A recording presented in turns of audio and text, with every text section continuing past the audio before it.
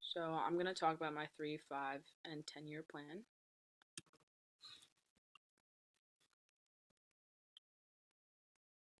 So from 2020 to 2023, my goal is to be an assistant coach at a university making 35,000 or more.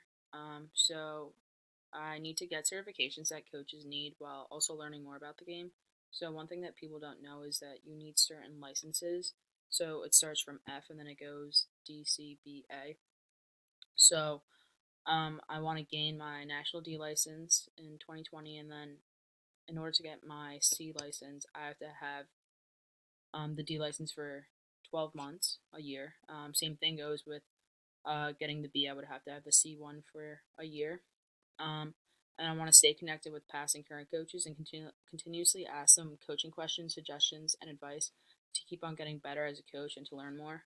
I think that it's really important to um, learn and ask people questions, especially in the coaching world, because there's so many things, um, and the game is evolving every single day. So I think learning different systems and how other people coach and what they look for in a player is really important. And then I want to attend coaching events and conventions, and those aren't every single day. So whenever the opportunity arises, I want to go. I also want to network to get my name out, form relationship with other people in the soccer world. So form relationships with other coaches in the soccer community, whether they be club coaches or collegiate coaches. I think both are very important, and they're two completely different coaches.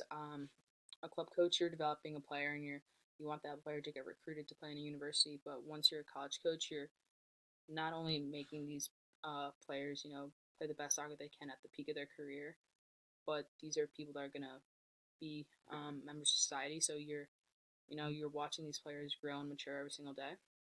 So I want to form relationships with both club and collegiate coaches, create a presence on social media, and network through that as well, and then use LinkedIn as a place to meet coaches and create a bigger network for myself.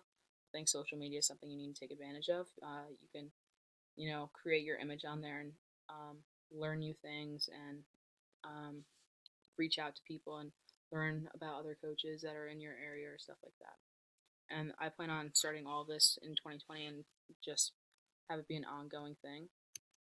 And then create job opportunities for myself. So updating my resume references when needed. Go on NCAA Market to see if there are any job openings. That's a website that you can go on, and they have every single job opening, whether it's an assistant coach or a head coach position. Um, Talk to old coaches to see if they know about any job openings. Like I said before, having connections is really important because it could lead you to job opportunities. Um, just making sure to always be positive. I think if you have a positive outlook on life, things will come your way. And then go on job interviews and gain experience, whether you get the job or not. Going on interviews is something that's really important, and you gain experience. And I plan on starting this in 2020, and then and keep everything ongoing from then. 5 years, so 2024 to 2025. I want to be an assistant coach at a Division 1 or 3 school, making 40,000 or more. I still want to improve my knowledge about the game of soccer, so go to more showcases to recruit, and I'll start this in December of 2024.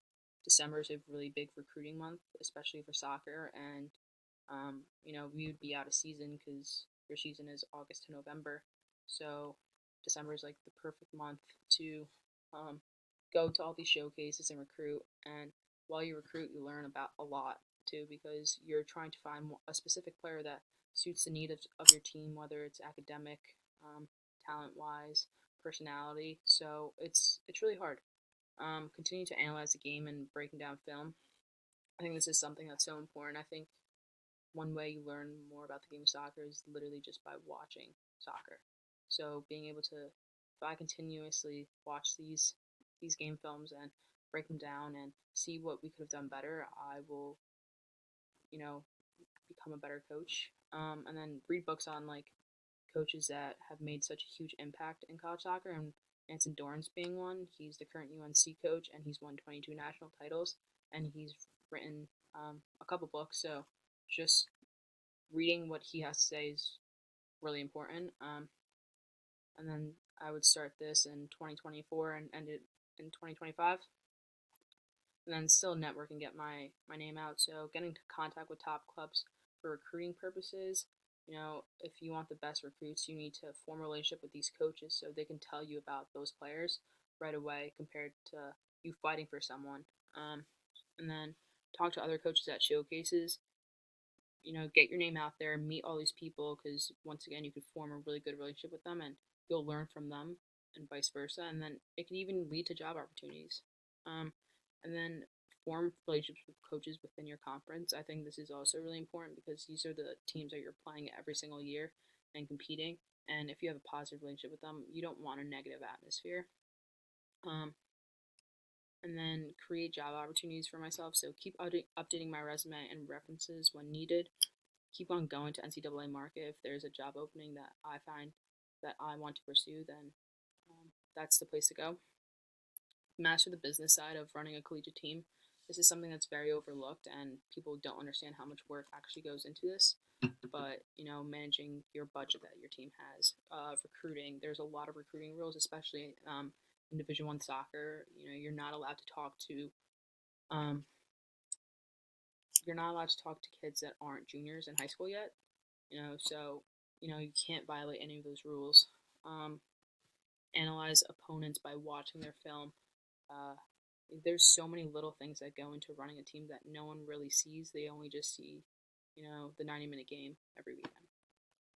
And then having the same amount of knowledge as a head coach, or like having rep below. If I want to be a head coach, I should know as much as he does or she does, in order to get where I want to be. So I would start this in 2024, and for the marketplace, like if I'm at a place that I really like, I'm not going to be looking. But 2025 is when I would start. Master the business side of running a collegiate team, November, because that's right when your season ends. So you have gained all that experience through those 3-4 months. Um, and then personal goals: having my own apartment, being in a stable relationship, staying fit, making sure I manage my money well. Growing up, I need to start, putting my priorities. Need to start realizing what's important, what isn't. Staying fit. I think as a coach, you need to be fit. You don't want to set that bad example if you are so unfit. And then 10 years. So this is 2026 to 2030. Still improving my knowledge about the game of soccer, and I want to attain my A license by then. Um, Continue to watch as many soccer games as I can. Like I said, the more you watch, the more you learn, and you start to, figure out different things. Oh, there's a new system. There's new techniques. Anything. Attend conventions. Like I said, this isn't something that happens a lot, but when the opportunity arises, definitely go to it. Then let players fill out papers to rate you. I think this is really important as a coach. Asking your players for feedback of what they can do better, what you can do better, and what you can, what they like, what they don't like. I think you learn about yourself and uh, your coaching by asking the people that are learning from you every single day. You can only get better, and I'm open to criticism. So I would attain my A license in 2027, and then ongoing to watch every single game, attend conventions. 2028, the All American convention is usually held in January, so being able to go to that would be a good experience. And then every single year having players rate you, and then the goal would be to be a head coach at a Division I or III school, making $65,000 a year. My personal goals: have a family, buy a house, and just be happy overall. And then my career achievements: I would love to have a winning season when I first come, eventually win the conference, and after that, having staff of the year. Not so having my staff get acknowledged for all the hard work that they've put in with me would be great. And then making it to the Sweet 16, the NCAA. I'd love to win a national championship, but Sweet 16 I think is still a great accomplishment, and it's not something that's easy too. So those are my 3, 5, and 10-year plans.